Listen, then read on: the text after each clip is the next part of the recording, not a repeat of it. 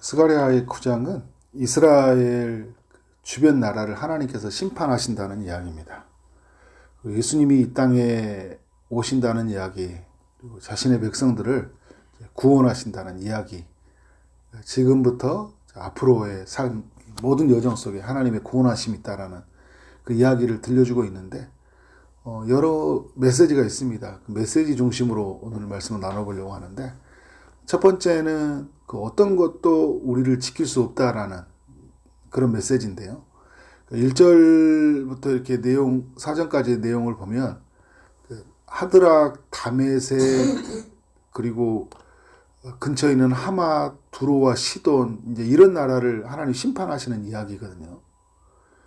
이스라엘 백성들, 남유다 백성들이 이제 돌아왔지만, 여전히 그 주변 나라들이 이렇게 강대한 강국을 이루고 있어요. 이업이 되잖아요. 그들이 이업이 되는데, 하나님이 이미 오래전부터 이런 나라들의 심판의 메시지를 주셨어요. 어제도 제가 말씀을 나눴던 것처럼, 이스라엘 왕국이 보존한다는 것을 다윗 때부터 주셨던 것처럼, 열방을 심판한다는 메시지도 뭐 이사야를 비롯해서 에레미야 뭐 이런 선지자들을 통해 계속 주셨거든요. 여전히 어떻게 하고 있어요? 현실은 그런 나라들이 주변에 있는 걸 보면서 이게 어떻게 되는 건가라는 생각이 들 수 있는데, 스가랴 선지자가 다시 한번 못을 박아줘요. 이런 나라들은 하나님의 심판을 받을 것이다. 근데 이 나라들을 이렇게 보면은 이제 1절에 보니까 하드락 다메섹 땅에 이제 말씀이 머문다 이렇게 이야기를 하잖아요. 하나님 말씀이 그 열방 땅에 임한다는 것은 이제 그 땅을 심판한다고 하는 메시지인데, 이스라엘 모든 지파의 눈이, 그러니까 그 열방의 하드락 사람, 다메섹 사람들뿐만 아니라 이스라엘 모든 지파의 눈이 여호와를 우러러 본다고 이야기를 하고 있어요. 뭘 보냐면 하나님이 이 땅을 심판하신다는 것을 보게 된다는 거예요. 그래서 죄로 세워진 나라는 결국 심판이 되어지고, 아무리 강대국이라고 할지라도 하나님 앞에서 어떻게 해요? 다 무너진다라는 것을 이렇게 보여주신다라는 거죠. 그래서 하나님이 영원하구나, 하나님이 참신이구나라는 걸 알게 되는 거죠. 2절에 보면 그 접경한 하맛에도 임하겠다. 그 땅도 심판을 받고요. 우리가 또 잘 알고 있는 두로와 시돈 땅에도 임하리니, 그러니까 이를 말씀을 하고 있잖아요. 머물르니 임하겠고 임하리니, 심판을 행하겠다라는 거예요. 근데 오늘 이제 3절에 보니까, 2절 하반절에 보니까 그들이 이렇게 왜 심판을 당하는지를 보여주고 있어요. 그들이 매우 지혜로움이니라. 그러니까 자신들의 지혜를 믿고 어떻게 하는 거예요? 하나님을 볼 줄 모르는 거예요. 1절에 이제 하반절에서 하나님을 우러러 본다고 했잖아요. 그러니까 지혜가 깨지면 하나님 보여요. 내 지혜가. 근데 두로와 시돈 사람들, 그리고 뭐 하맛 사람들, 이런 사람들은 자기 지혜로 사는 사람들이 굉장히 똑똑해요. 똑똑하니까 어떻게 하는 거예요? 하나님을 못 보는 거예요. 근데 하나님이 어떻게 심판을 통해 하나님 자신이 누구인지 드러내셔요. 자, 3절에 보니까 자기를 위하여 두로가 뭘 했냐면 요새를 건축해요. 그러니까 나라 요새를 튼튼히 구축하면 어떻게 자기는 침략을 안 당할 거라 했거든요. 자기 힘으로 했죠. 근데 더 강한 힘 앞에 어떻게 하는 거예요? 굴복되고 마는 거거든요. 이게 의지의 대상이 아니에요. 자기 힘으로. 내가 집 잘 지어놓으면 나 안전할 것 같다. 튼튼하게 지어놓으면 누구도 못 쳐들어올 것 같다. 천만의 생각이에요. 그죠? 하나님이 손을 쓰시면요, 다 무너져 버려요. 보호하지 않으면. 은을 티끌같이, 금을 거리에 진흙같이 쌓아두다. 돈을 많이 모았는데 어떻게 해요? 이것은 그들을 지켜줄 수 없다라는 거예요. 그러니까 여러분, 이 이야기를 통해서 하나님의 백성들에게 주는 메시지가 있죠. 그 어떤 것도 우리를 어떻게 해요? 지킬 수 없구나. 이 메시지를 우리가 갖게 되는 거예요. 우리 세상에 돌아가는 이야기들을 보잖아요. 지금도. 한때 강대국이라고 했던 나라들도 다 무너지거든요. 각 개인에 봐도 한때 정말 멋지고 화려하게 잘 나가는 사람 같지만 하루아침에 그냥 무너져 버리는 것들을 보게 되는 거예요. 그러니까 돈이, 권력이, 힘이, 명예가 저 사람을 지켜주는 게 아니라 하나님이 지켜주는구나 라는 우리가 메시지를 갖게 되잖아요. 오늘도 그 메시지를 우리에게 주고 있는 거예요. 그래서 4절에 이런 이야기 하잖아요. 주께서 그를 정복하시며 그의 권세를 바다에 쳐넣으시니라. 이 사람들은 바다에서 해상무역으로 돈을 많이 벌었던 사람들이거든요. 근데 어떻게 벌었던 것들을 바다에다 다 떨쳐버린대요. 그가 불에 삼켜지리라. 하나님을 의지하지 않고 얻어진 건요, 다 이렇게 던져지고 삼켜진다는 걸 우리가 꼭 기억해야 돼요. 자, 두 번째 메시지는 이제 5절 이하에 나오는데, 5절 이하는 이제 5절부터 8절까지는 어떤 이야기냐면, 블레셋을 대표하는 도시들, 아스글론, 가사, 에그론, 이런 도시들에 관한 심판에 관한 이야기거든요. 이들은 어떤 사람들이냐면 이스라엘을 끊임없이 괴롭힌 나라잖아요. 블레셋은 다윗 때, 그때 보면 알잖아요. 그죠? 사사시대 때 보면 그 이스라엘을 어떻게 해요? 식민지화 시켰던 그런 블레셋이에요. 그리고 다윗이 이제 막 골리앗을 죽였던데 그 골리앗도 블레셋 사람들이잖아요. 블레셋은 역사 속에서 끊임없이 이스라엘을 괴롭혔는데 6절에 그 5절에 보면요. 5절은 이제 아스글론 이런 도시들이 이제 심판을 받는 이야기죠. 그 아스글론, 가사 보고 하나님이 이 심판을 행하시는 것을 보면서 무서워하고 아파하고 수치스러움을 느낀다는 거거든요. 근데 그 임금이 그 나라에 끊어질 것이고 사람이 없어질 것이다. 이렇게 말씀을 하고 있어요. 6절에 보니까 사람이 없어지면서 누가 있냐면 잡족이 거주한다. 이게 지금 이 사람들 막 이스라엘들 막 그 조롱했던 사람들인데 자신들 똑같이 당해요. 똑같이 당하거든요. 지금 이스라엘 백성들도 바벨론 포로 당할 때 다 무너졌잖아요. 그리고 이들이 또 마치 무너지기도 했는데 이게 뭔가 이 자존심이 강해가지고 하나님께 돌아오지 않고 계속 비아냥거리고 있던 나라들이거든요. 계속 끈질기게 살아있는 것 같지만 어떻게 해요? 결국은 심판을 당한다는 걸 주님이 말해주고 있어요. 누가 사냐? 잡족이 산다. 근데 이런 말씀을 해요. 6절 하반절에 내가 블레셋 사람의 무엇을 끊는다고요? 교만을 끊는다. 자기들이 최고인 줄 알았어요. 그 최고의 자리에 자기가 있었고 자기들이 가지고 있는 부와 화려함들을 다 거기에 가지고 있는 거잖아요. 그러니까 어떻게 하는 거예요? 그게 무너져 버린 거예요. 그래서 여러분 두 번째 메시지는 뭐냐면요. 우리의 교만을 철저히 깨트려야 된다는 거예요. 그리고 뭘 깨트려야 되냐면 우리가 만든 우상을 깨트려야 된다는 건데, 자 7절에 보니까 그의 입에서 그의 피를, 그죠? 그의 이 사이에서 그의 가증한 것을 제거하리니, 그러니까 그 입에서 뭐가 나오냐면 피와 가증한 것이 나온다는 것은 이제 그 우상 숭배를 이야기해요. 우상 숭배하면서 짐승의 피를 흘리고, 그래서 어떻게 하는 거예요? 그들이 우상을 숭배하고 나가는데 결국 그들이 숭배하던 우상이 있잖아요. 돈 좀 더 얻으려고 그 다른 신에게 가서 절하고 그것을 구하고 그것을 의지했잖아요. 조금 더 힘을 얻기 위해서, 좀 더 많은 사람을 얻기 위해서. 여러분 이 시대의 우상이 그거잖아요. 지금 돈이 지금 어디에 가서 우리가 어떤 성상이나 이런 데 가서 절하지 않지만 마음속에 꽉 차 있고 그것을 붙잡고 있고 하나님이 아닌 방법으로 그것을 얻으려고 하는 것들 있죠. 그건 어떻게 되냐면 결국 그 모든 것은 다 무너진다는 걸 원해주고 있어요.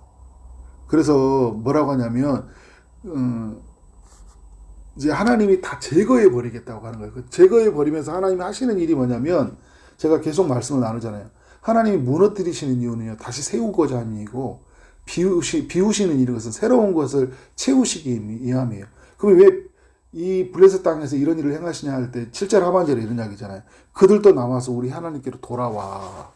유다의 한 지도자 같이 되겠고 에구로는 여부스 사람 같이 되리라. 약속의 땅에 들어와서 하나님의 백성들과 같이 되고 또 리더가 되어진다는 이야기예요. 그래서 하나님이 그들이 교만을 꺾고 어떻게 우상을 철저히 깨트려 버리겠다는 거예요. 여러분 우리도 마찬가지예요. 오늘 7절 하반절의 메시지. 하나님이 우리를 귀하게 쓰기 위해서요. 우리를요 교만을 꺾어요. 7절은 하반절은 굉장히 중요한 이야기예요. 실제 전체가. 우리가 하나님이 그릇에 쓰시기 합당되기 위해서는 어떻게 깨끗하게 해야 되잖아요. 그래서 어떻게 해요? 우리를 철저하게 무너뜨리신다. 우리가 하나님보다 높아진 거 있죠. 하나님보다 우선순위 된 거 있죠. 그것을 어떻게 하나님이 깨트려 버리셔요. 왜? 하나님이 쓰시기 위해서. 하나님은 이 역사 속에서요, 계속 이 이야기를 들려줘요. 그런데 이거를 참 은혜로운 게 뭐냐면, 블레셋 사람들에게 이 약속을 주고 있다라는 거예요. 그러니까 하나님은 이스라엘의 하나님이면서 어떤 하나님이에요? 열방의 하나님이신 거예요. 근데 우리에게 메시지는 뭐냐면, 우리의 교만을 깨트려야 된다. 내가 잘났다. 나밖에 없다. 그러면서 내가 하나님 자리에 있는 거 있죠. 하나님으로 살아가려고 하는 것들. 그 모든 생각들, 나로부터 시작하는 것.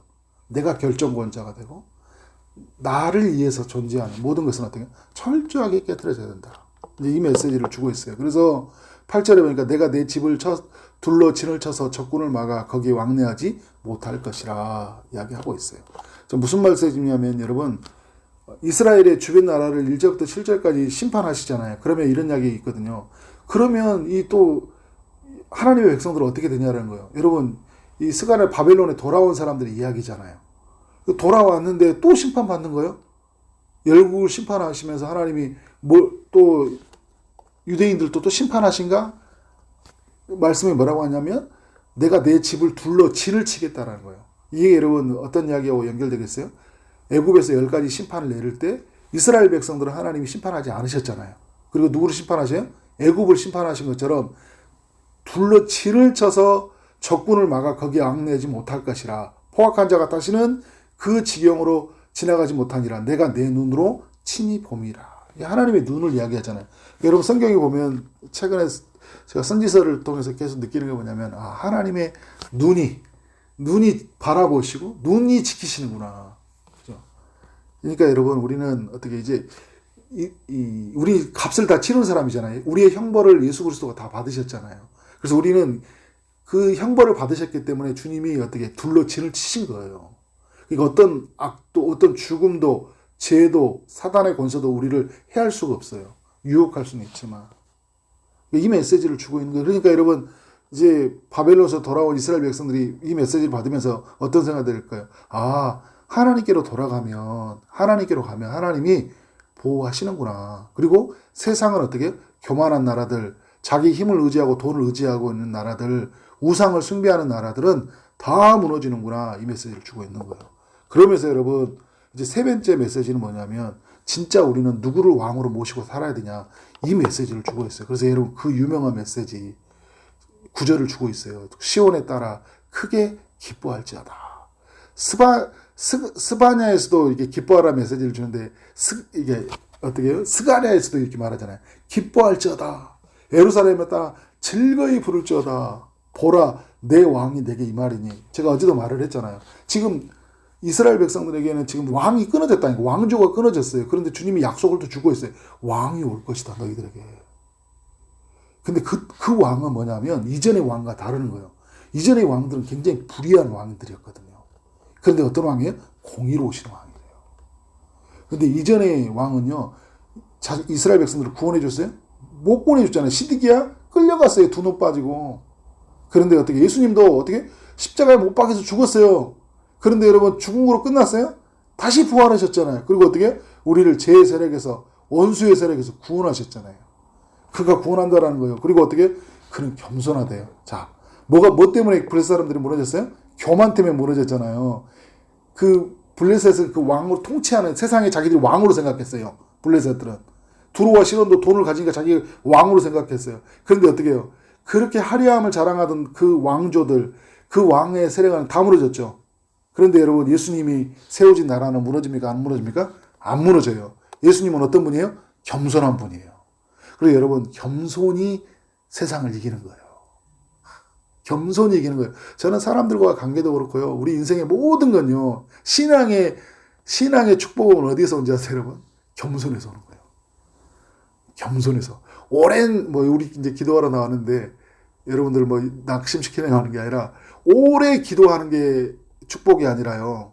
오래 많이 성경을 읽는 게 축복이 아니라, 많은 사람을 전도했다 그걸로 축복받는 게 아니에요. 어떤 사람이 축복받을까요? 겸손한 사람이.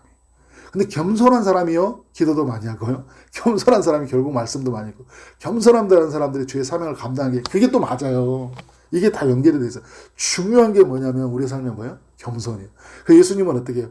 겸손하게 이 땅에 오셨는데, 백마 타지 않고 뭘 탔어요? 나귀 새끼 타고 구원을 이루셨어요. 지극히 낮은 모습으로, 왕궁에 살지 않고 어디에요?